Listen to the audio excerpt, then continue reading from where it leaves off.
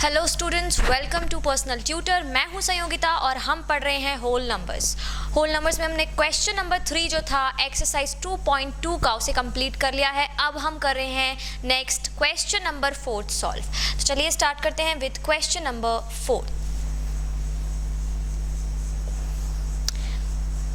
Find the product using suitable properties।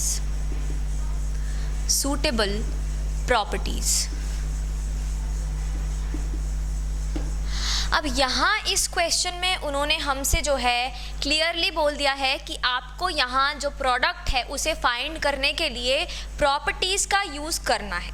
इसके पहले जो क्वेश्चन था उसमें ऐसा नहीं कहा था, उसमें सिर्फ सॉल्व करना था और फाइंड आउट करना था जो भी हमारा आंसर था वो।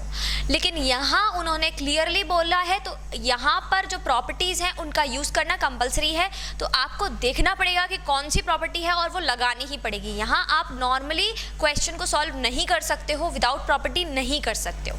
तो चलिए स्टार्ट करते हैं ए से। ए पर जो है वो है 738 मल्टीप्लाई बाय 103। अब यहाँ 738 मल्टीप्लाई बाय 103 लिखा हुआ है, तो इसे कैसे सॉल्व करेंगे और इसमें कौन सी प्रॉपर्टी का यूज़ किया जा सकता है वो देखते हैं। 103 को अगर हम स्प्लिट करें तो ये बनता है 100 प्लस 3। 100 जो प्लस 3 बनेगा उसे हम क्या कर सकते हैं, यहाँ पर डिस्ट्रीब्यूटिव प्रॉपर्टी लगाकर यूज़ कर सकते हैं। बताते कैसे, देखिए हमने यहाँ 738 एज इट इज़ लिख दिया और यहाँ ब्रैकेट में लिख दिया है 100 प्लस 3। अब 100 प्लस 3 लिखने के बाद यहाँ पर डिस्ट्रीब्यूटिव प्रॉपर्टी अगर लग जाएगी तो ये 738 का मल्टीप्लाई पहले 100 से कर लेंगे और फिर 738 का मल्टीप्लाई किससे कर लेंगे, 3 से कर लेंगे। तो चलिए 738 मल्टीप्लाइड बाय 100 और यहाँ पर प्लस लगा देंगे 738 मल्टीप्लाइड बाय 3।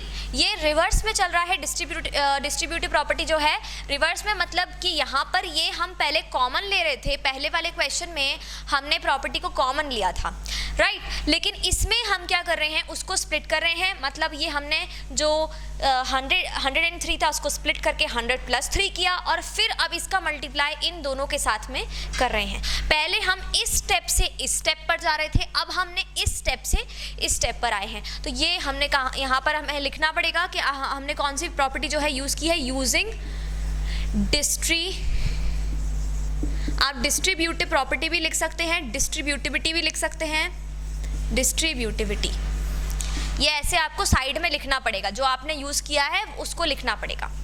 अब यहाँ पर ये इजी हो गया। 738 को अगर हम 100 से मल्टीप्लाई करेंगे तो क्या मिल जाएगा, 73800 प्लस का प्लस आया।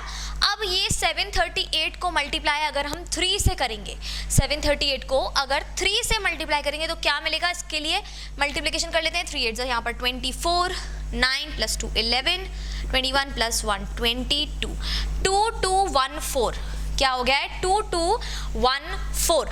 अब इन दोनों को ऐड कर लेते हैं, 73800 प्लस 2214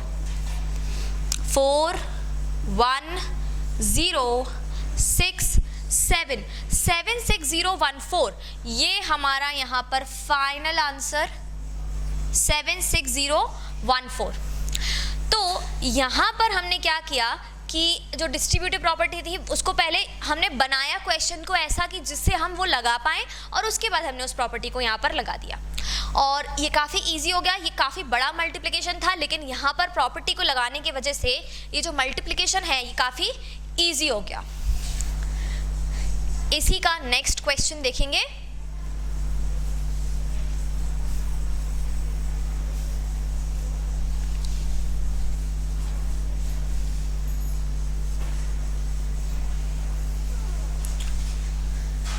क्वेश्चन बी।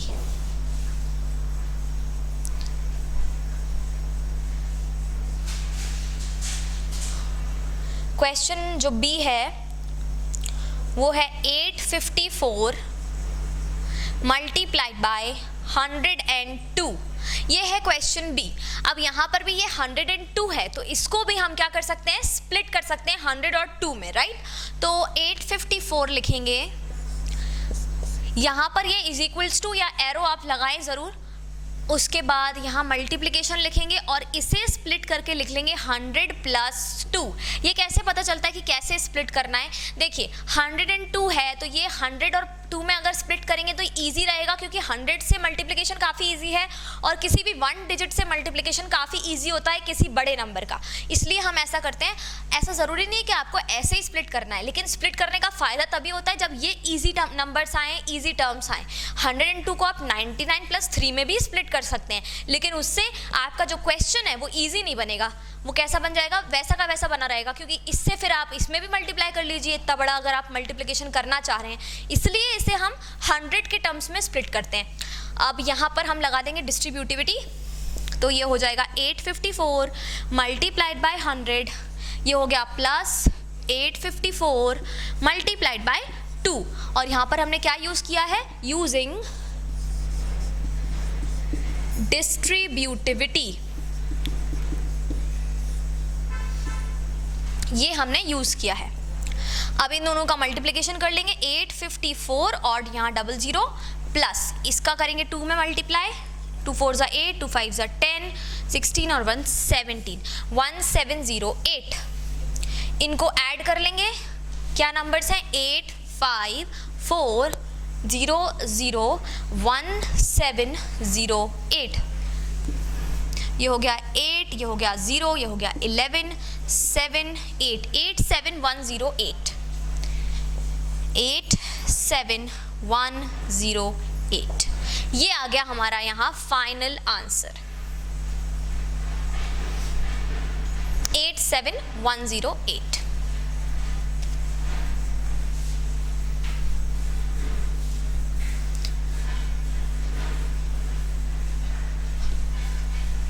अब देखेंगे क्वेश्चन नंबर सी।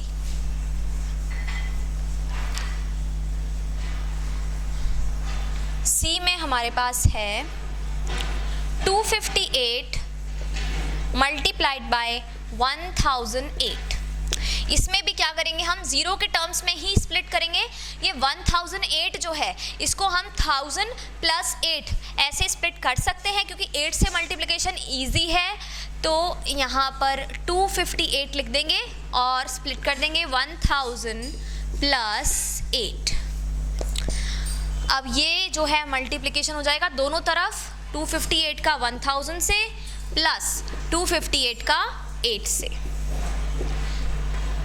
तो यहाँ पर 258000 यहाँ पर आ जाएगा और यहाँ आएगा 8 8 ज़ा 64, 40 प्लस 6 46, 16 प्लस 4 20, 2064, और इनको हम ऐड कर देंगे 2064, यहीं ऐड करके देख रहे हैं 460062, तो ये आ गया 260064, 260064 आ गया। और यहाँ हम लिख देंगे यूजिंग डिस्ट्रीब्यूटिविटी, जैसा अभी तक लिख रहे हैं।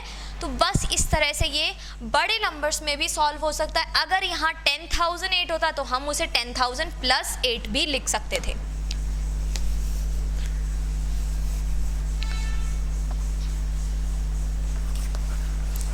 देखेंगे नेक्स्ट क्वेश्चन नंबर डी।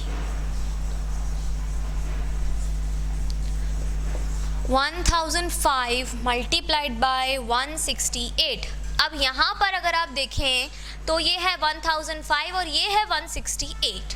तो यहाँ पर हम अभी तक सेकंड वाला जो नंबर था उसे स्प्लिट कर रहे थे, लेकिन अब यहाँ हमें इस नंबर में ज़्यादा दिख रहा है, जो नंबर्स हैं वो इजीली स्प्लिट हो सकते हैं।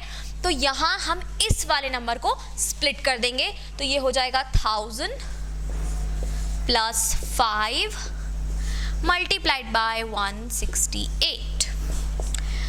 अब हम 168 को यहाँ और यहाँ, ये उल्टा हो रहा है, लेकिन ये भी कर सकते हैं, ऐसी भी प्रेजेंटेशन दे सकते हैं, कोई प्रॉब्लम नहीं है। अगर जो नंबर है जिससे मल्टीप्लिकेशन करना है वो ब्रैकेट के इस तरफ लिखा है, तो इसमें कोई भी कॉम्प्लिकेशन वाली बात नहीं है, आप ऐसे भी लिख सकते हैं। तो यहाँ हम इसे पहले 168 को 1000 से मल्टीप्लाई कर लेंगे